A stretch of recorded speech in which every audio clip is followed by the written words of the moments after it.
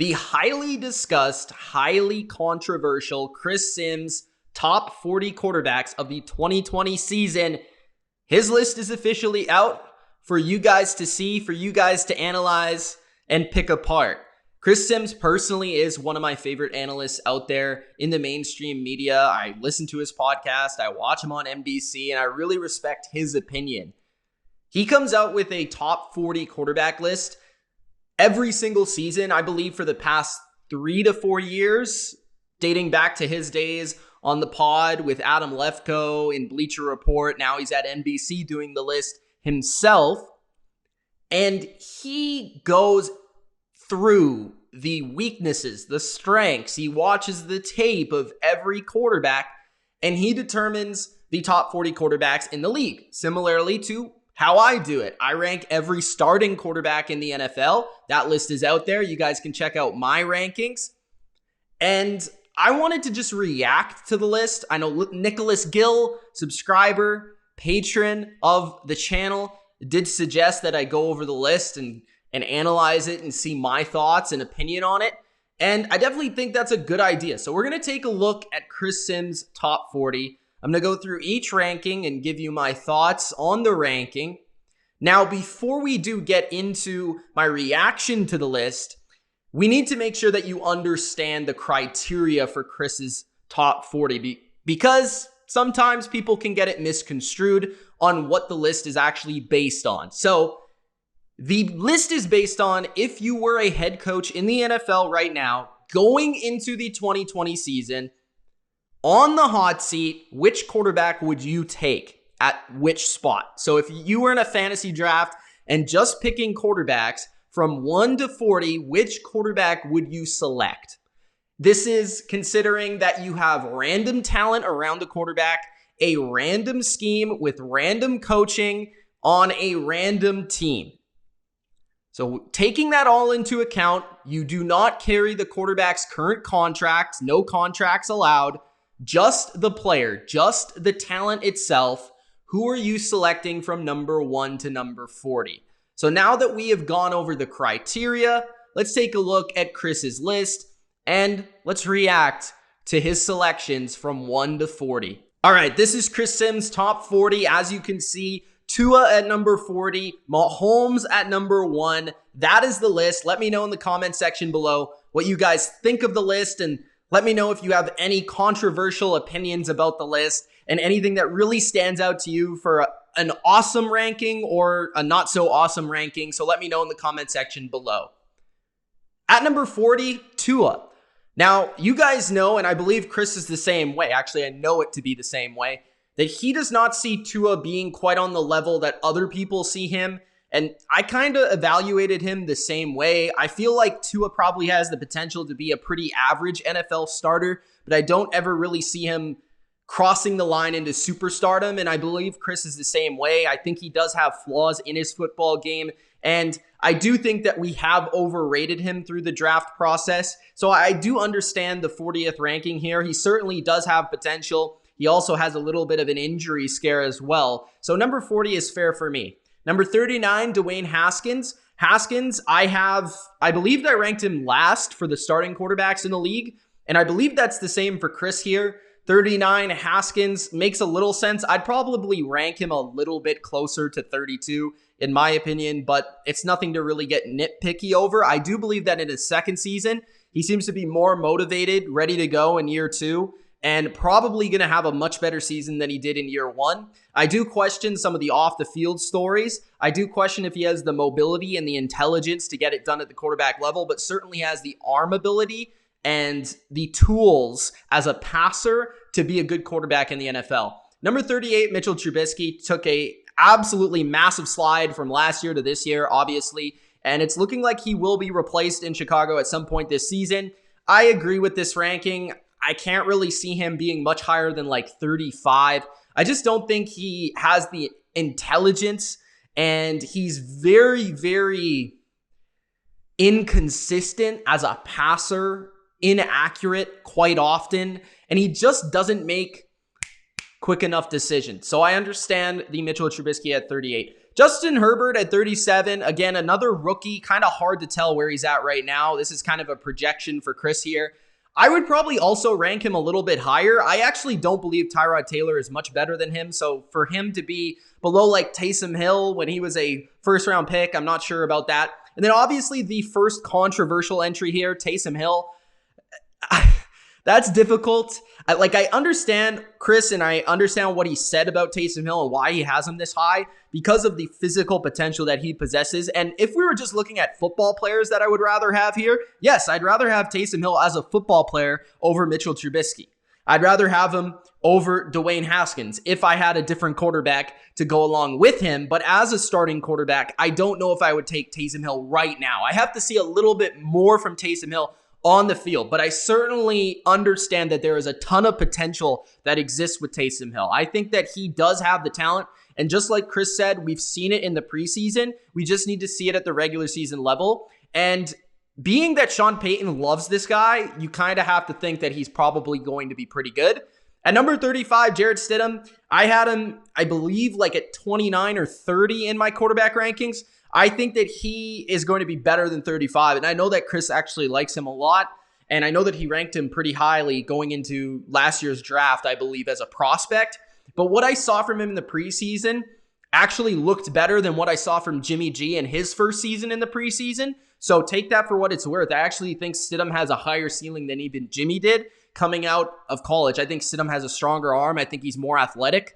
Might not have the same quick release and accuracy down point, but I think Stidham's actually going to surprise some people and be pretty good. So I would probably rank him a little bit higher. Tyrod Taylor, yeah, I get it. I mean, he's a high-class backup to me. He doesn't really turn the football over. He doesn't necessarily lose you games, but doesn't really win you games either. And I think that's what Chris also said. At number 33, Jameis Winston. I would probably rank Winston higher. If I were to rank Winston in terms of comparing him to the starters in the league, because he wasn't a starter, so I didn't rank him in my top 32, I probably would have put him in the top 28 for sure. I think Winston's ceiling and Winston's talent is that of a top 15 to top 10 quarterback, but he has such inconsistencies that it keeps him down near the bottom of the top starters in the league. But I think he is still a starter in the NFL, in my opinion, in terms of his talent and his ability. And I would take him over a guy like Teddy Bridgewater or a guy like Ryan Fitzpatrick or even a guy like Minshew or Nick Foles at this point. I just feel like these kind of guys, sure, their floor is higher, but their ceiling is not nearly as high. And if you're confident as a coach to get the best out of Winston, I would take the mistakes with the greatness. That's just me personally. At number 32, Case Keenum. Case Keenum, I think he is a little underrated. I understand this ranking. He's done some really great things in his career. I like that he balances his approach in terms of he is a little aggressive by also protecting the football. He makes the throws when he needs to. I think he is a really good character to have on your team, and I do think he's a pretty solid leader when he's gotten the chance. At number 31, Nick Foles. Obviously, he won the Super Bowl. He's done some things that were great, but I do question if he is better or any good at all outside of the system in Philadelphia because he's never really proven that before. In Jacksonville last year, he was absolutely terrible, awful, dreadful. So Nick Foles, he has a big arm. I like that he can take a hit in the pocket, but he doesn't offer anything athletically promising. Gardner Minshew at 30, I understand that pick. I would probably have him a little bit higher. I think he is probably, actually, when looking at the list, I mean, 30, I can't really complain about it, but I do think Minshew, certain people are sleeping on him for how much talent he has physically. I think he's a better runner and scrambler than people give him credit for. I do think he can throw the deep ball with some touch and accuracy. He doesn't exactly have the super strong arm that you would like from a starting NFL caliber quarterback, but I do think he is a good player, and I think he does have some potential. At number 29, Teddy Bridgewater. I actually think Minshew has a higher ceiling than Bridgewater. I'm not a fan of Bridgewater, as you can tell. I just feel like we've seen the best from him in New Orleans. I think he was set up in a perfect scheme and scenario in New Orleans. I think he's a guy just like Tyrod that can not lose you games, but not necessarily win you games. He's a great leader and a great teammate, but I don't know if he offers much as a starting quarterback. Ryan Fitzpatrick at 28, Fitzmagic. Yeah, last year his performance was very, very impressive considering the teammates and talent around him. And some of the plays he's able to make is right up there. I mean, sometimes Fitzpatrick, when he is on, he kind of reminds me of Eli Manning in the way that he can just completely be a baller in a game like you saw in week 17 versus New England. So I understand that ranking. 27th, Andy Dalton. I think Andy Dalton can still be a starting quarterback, and I think in the right situation, like in Dallas, if he were to take over for Dak for some reason, he would actually be successful. I just don't think he's really capable of making people that are not very good around him good. At number 26, Joe Burrow. Burrow, I know this is controversial because he's a rookie, he's never played before, but I actually really like this ranking. And I don't know if you can really rank him higher than 26 because of the guys that are ahead of him, Locke, Goff, Darnold, Jones, Mayfield. They've just proven more. But I do think that if Burrow were in the top 16 next year, I would not be shocked at all because I think him and Kyler are probably the two best quarterback prospects we've seen in the last 3 to 4 years since Mahomes came out. I believe that they are the two best. And I do believe he was by far the best quarterback in this year's draft. 25, Drew Lock. Yes, I understand why he's at 25. I think I had him at the same spot or similarly ranked here. I really like Lock's talent, and I know Chris does as well. I know Chris was even higher on him than I was coming into the draft, and he has extremely strong arm, excellent release. He just has all the arm talent in the world to be a good player, and he actually is pretty mobile as well. I do want to see him this year with the talent around him if he can make it work and really flourish in Denver. I just don't know if you can rank him any higher than that because of the more proven players that are ahead of him. I do think he's more talented than Sam Darnold. I do think he might be more talented than Baker Mayfield, even guys above him. I think at this point, he's more talented than Phillip Rivers. But I just, because of the proven track record, I don't think you could put him higher. 24, Jared Goff. I'm not a fan of Jared Goff, and I know Chris really isn't either, but I know some people love Jared Goff, some people don't like Jared Goff. I think Jared Goff is more of a system quarterback than almost any quarterback in the league. I think in Sean McVay's offense, it allows him to really play at his best. He does have a pretty fairly strong arm, I will say that, and his deep ball is nice, but he is very inconsistent. He doesn't really have a true franchise quarterback mystique or charisma to him, which I think downgrades him a lot. And I don't think he's necessarily the toughest quarterback, or he seems to get rattled in a lot of big moments. Maybe I'm just speaking based off the Super Bowl, but that's just the way I've seen it so far in Goff's career. So the inconsistencies for me for Goff and the reliance on the system does have me lower on him than most. 23, Sam Darnold. Darnold, I recently did a film study of Darnold versus Josh Allen. And while I do think Josh Allen is better than him at this point, I do think I looked at Darnold there and I said, I do like some things about his game. I think he has nice touch on the intermediate throws. I don't think he has a super strong arm, but he's excellent in the pocket. And I know that Chris also believes that to be true as well. I don't know if I'd put him ahead of Goff, though, or even Locke at this point. I'm not really sure. I think Darnold would probably be lower for me. At number 22, Daniel Jones.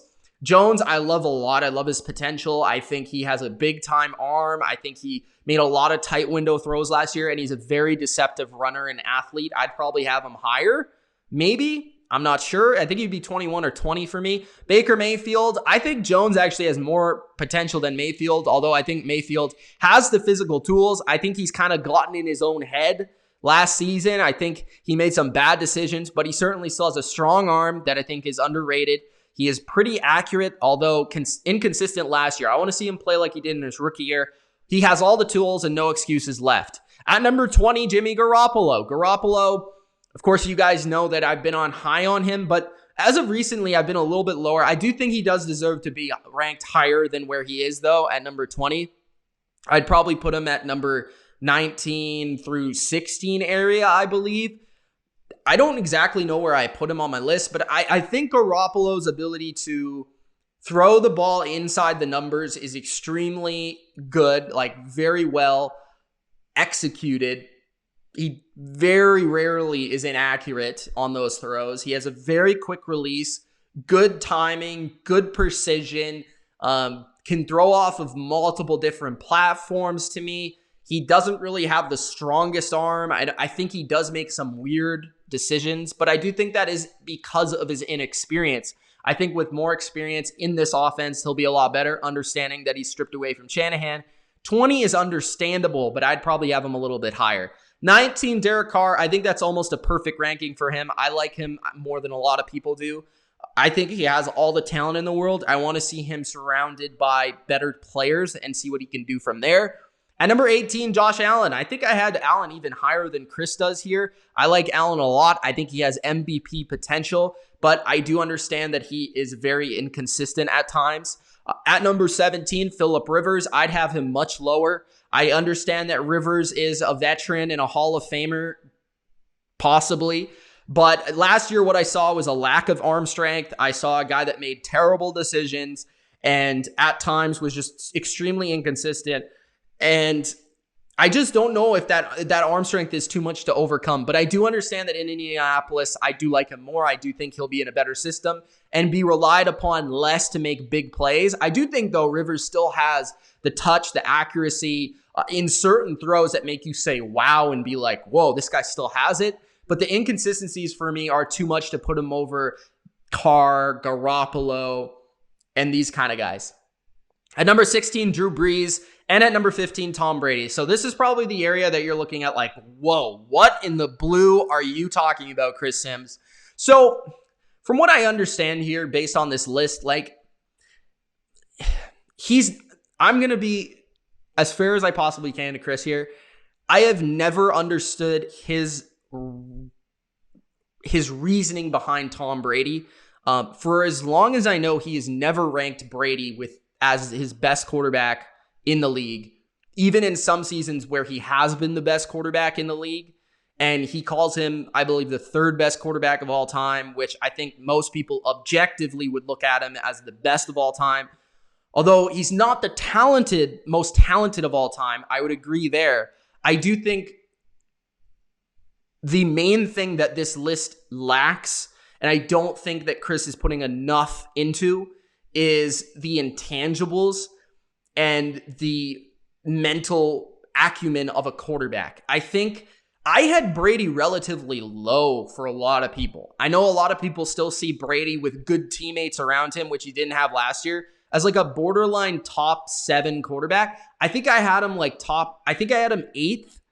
And I felt like that was pretty fair. And I said in my video that you could have him anywhere from like 8 to 10, and I'd be perfectly okay with that. But I just don't know if Brady has lost enough on his touch, accuracy, arm strength. Certainly not his arm strength. It's still probably top 10 to 12 in the league. Breeze, I understand that his ball isn't the same. Like, he doesn't throw it the deep ball the same way. And I do understand that Breeze is more restricted from a physical standpoint than Brady is at this point. But both of them are so smart.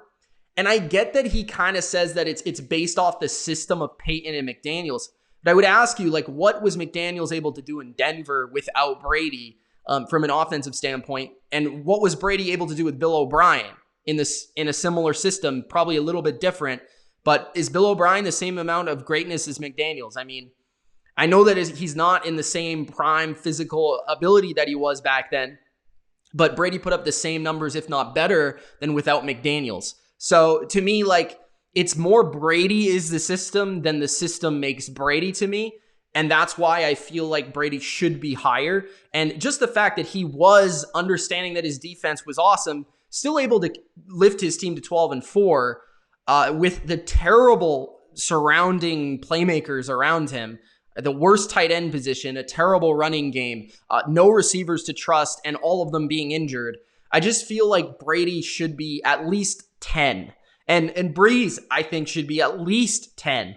So, 10 or 11 to me for Breeze. I think Brady is better than Breeze, but I'd probably have them better, like up like 5 spots higher at the least. So that's just my opinion. I just don't think he's taking in the mental acumen of the position enough, which I feel like is the most important in the quarterback position. I feel like he has always kind of underrated that aspect, and that's the number one place where I've always disagreed with his analysis. And I understand that he has played much more quarterback than I have ever played. But just judging it off consistency of the quarterback play, the guys that are typically the smartest are typically the most consistent and best. And that's just the way I see it. At number 14, Ben Roethlisberger. I don't know how you can rank a guy who did not play last year ahead of Brady and Breeze. I think Ben still has some football left in him, and I still think he is one of the most underrated deep ball passers of all time and all of that. and he's extremely talented in points in his career. I don't know if he still has that in him, and that's the biggest question. He's kind of a question mark. I'd have him below those two guys. I'd probably have him around the same spot as Chris, but I don't think I can put him ahead of Brady and Breeze. The one that really strikes me here, Cousins, I think is fine, although I'd probably rank him maybe 1 or 2 spots higher.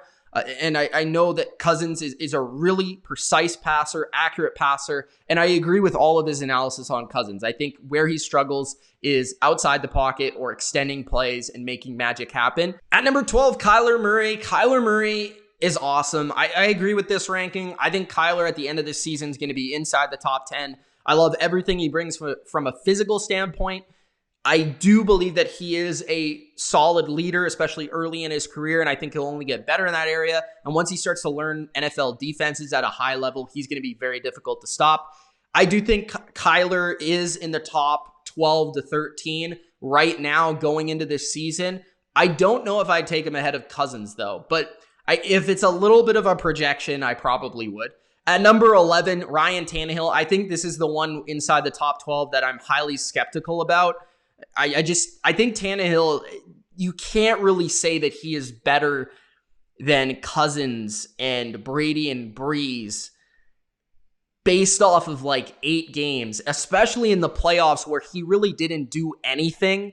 Like, he was along for the ride more so than making the plays to put his team in position. I understand late in the regular season he was there, and I like Tannehill. I think he has actually underrated physical ability, but I don't think if he necessarily makes the quickest decisions. And I don't know if just because of the mental part of the game that he is nearly on the level of Brady and Breeze. And I still don't think he is the most consistent passer of the football. Can throw it really well, but don't know if he's necessarily the most consistent passer. Downfield ability is good. Intermediate ability. He's perfect for the Titans offense. But if he was asked to throw 40 times a game, I don't know if he would be as efficient or effective as Brady and Breeze. Or even Ben or Cousins or Murray for that matter. At number 10, Cam Newton. I love Cam, as you guys know, and I think he is amazing talent and one of the most physically gifted players we've ever seen in the sport. But because of his injury and because we've not seen him in like 2 years, I can't put him this high. I think I'd have him, if I were to rank him, which I didn't because he wasn't a starter, he would be in the top like 16, 17, but I don't think I could put him 10 because of his restrictions right now. I just don't know what this guy is like when he's healthy, and that's the biggest question to me. At number 9, Matt Stafford. You guys know I love Matt Stafford. I'd have him even higher than 9, and I know that Chris likes Matt Stafford as well. I don't think Stafford should be below Ryan. I don't really see anything that Ryan does better than Stafford. Maybe Ryan's a slightly smarter thinker of the game in quick decisions, but I think that Stafford just overcomes that with his physical ability and his release and his accuracy and his arm strength. I just think I'd rather take Stafford there. Those two guys are close. I think Ryan is pretty high on this list. I'd probably still have him. I think I ranked him 10th or 11th. I'd probably have him in the top 12 for sure, no doubt about it. Number 7, though, ahead of Brady and Breeze in his own division. I understand that Ryan is younger and more in his prime. I just don't know if Ryan does enough physically to overcome those guys. It's really tough for me to say that he is above Stafford, even above Dak, because of Dak's ability to run and his ability to just physically. And I also like Prescott more as a leader. So I don't know. I don't know if I'd have Ryan. I'd have to have Ryan around 11 or 12. I respect his ranking on Ryan. I don't think the stats suggest like nearly that he should be number 7 either. So if maybe the stats, like last year he had an amazing year. He's gone 7-9 the last 2 years. I just don't know. Number 6, Carson Wentz. I can't really disagree with that. I had Stafford at 6 and Wentz at 7, so I won't necessarily complain about that. And actually thinking about it more, Wentz and Stafford are basically a coin flip for me. At number 5, Lamar Jackson. I'd have him actually ahead of Rodgers and Watson. I think just his ability is so special as a runner. His amount of broken tackles, his evasiveness, the way that you can scheme around him, the amount of attention a defense has to pay towards him, and his MVP season. He was the MVP of football. He has to be, to me, in the top 3, at least the top 4 to me. I would put Rodgers at number 5, as I did on my list. I just don't think Rodgers is the same guy. He's far too conservative. I don't think he has the same amount of elusiveness or ability to scramble around and make plays the way he used to.